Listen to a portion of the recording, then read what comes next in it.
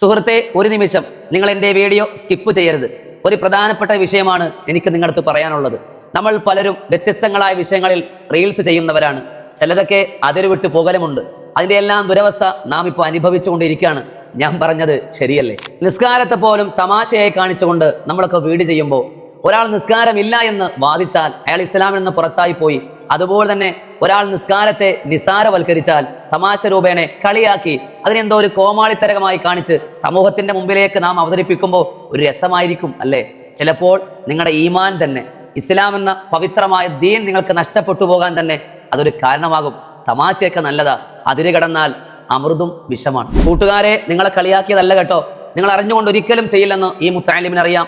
ഒരുപക്ഷെ അറിയാതെ ഗൗരവം മനസ്സിലാക്കാതെ നാം ഒക്കെ ചെയ്തു പോയതായിരിക്കാം. അള്ളാഹു ഗഫാറും ഗഫൂറുമാണ്. അള്ളാഹു നമ്മുടെ പാപങ്ങളൊക്കെ പുറത്തു തരട്ടെ ഇൻഷാ അല്ലാ. ഇനി നമ്മളാരും അങ്ങനെ ചെയ്യരുത് കേട്ടോ. ഇനി രസകരമായ ഒരു കാര്യം ഞാൻ പറയട്ടെ. നമ്മുടെ ഉമ്മമാര് വീട്ടിലെല്ലാ ജോലിയും കഴിഞ്ഞതിന് ശേഷം അവരുടെ ഒഴിവ് സമയങ്ങൾ പൂർണ്ണമായിട്ടും മിക്ക ആൾക്കാരും ഖുർആൻ ഓതാനും ദിക്റും സ്വലാത്തിനൊക്കെ മാറ്റിവെക്കും. ഇത് കാണുമ്പോൾ മക്കളും കൊച്ചുമക്കൾക്കും ഒരു രസമാണ്. അവർ വന്നിട്ട് നിങ്ങൾ എപ്പോഴും നിസ്കാരത്തിൽ ഓതല്ലാന്നല്ലോ, നിങ്ങൾ എന്താ ഇങ്ങനെ എന്ന് പറഞ്ഞ് തമാശ പോലെ കളിയാക്കും. എന്നാൽ പ്രിയപ്പെട്ട മക്കളെ, അവർ അള്ളാഹുവിന്റെ ഇബാദത്തിന്റെ മാധുര്യം തിരിച്ചറിഞ്ഞ് അതിൽ ലയിച്ചവരാ. അവർക്ക് ദുനിയാവിലെ സിനിമയും പാട്ടും കൂത്തിനേക്കാൾ ഏറ്റവും വലുത് റബ്ബിന്റെ ഖുർആനും ദിക്റൊക്കെയാ.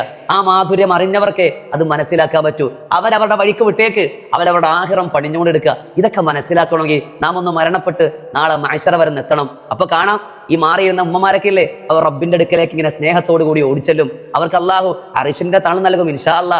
അതുപോലെ നമ്മുടെ പ്രിയപ്പെട്ട കൂട്ടുകാർ ആരെങ്കിലും നമ്മുടെ കൂട്ടത്തിൽ കുറുമ്പ കാണിച്ച് നടന്നവരായിരിക്കാം.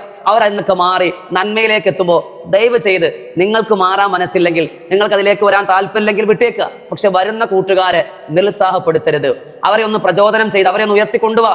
അവരെങ്കിലും റബ്ബിലേക്ക് അടുക്കട്ടെ. ഇതൊക്കെ അല്ലേടോ സ്നേഹം, ഇതൊക്കെയല്ലേ യഥാർത്ഥ കൂട്ടുകെട്ട്. അള്ളാഹു നമ്മളെയൊക്കെ സ്വീകരിക്കട്ടെ. ഇതാരെയും വേദനിപ്പിക്കാനല്ല കേട്ടോ, തിരിച്ചറിയുന്നവർക്ക് അറിയട്ടെ എന്ന് കരുതിയിട്ടാ. അതുപോലെ ഈ മക്കളും ഉമ്മമാരെയൊക്കെ വെച്ചിട്ട് ഇങ്ങനെ തമാശക്കായിരിക്കും. വെറുതെ ആവൂല. എന്തായാലും ഉമ്മാനെ കളിയാക്കാനോ കോമളിയാക്കാനോ ആരും ശ്രമിക്കൂല. അവരെ കൊണ്ട് പാട്ട് പാടിക്കും, ഡാൻസ് കളിപ്പിക്കും. എടാ മക്കളെ, ചിലപ്പോൾ നമ്മുടെ ഉമ്മമാരെയൊക്കെ ആൾക്കാർ വെറുതെ കളിയാക്കോടോ. ആൾക്കാർ എന്തൊക്കെയോ പറയുന്നടോ. അത് കേൾപ്പിക്കാതെ അവരെ കൊണ്ട് നല്ല കാര്യത്തിലേക്ക് നിങ്ങൾ ആ കഴിവിനെ ഉപയോഗപ്പെടുത്താൻ ശ്രമിക്കുക. അള്ളാഹു നമ്മളെല്ലാവരെയും സ്വീകരിക്കട്ടെ.